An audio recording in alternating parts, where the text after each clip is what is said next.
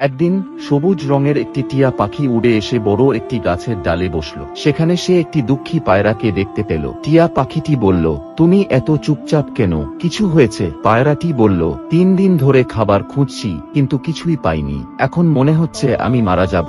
টিয়া পাখিটি বলল, তুমি কি আল্লাহকে ডেকে দোয়া করেছ? পায়রাটি বলল, দোয়া?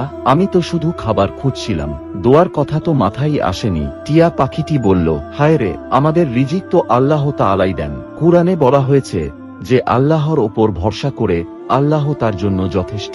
লজ্জায় মাথা নিচু করে পায়রাটি বলল, ইয়া আল্লাহ, তুমি তো সবকিছুর মালিক, আমাকে হালাল রিজিক দান করো। ঠিক তখনই পাশের মাঠে একটি ছোট্ট ছেলে কিছু চাল ও শস্য ফেলে দিয়ে চলে গেল।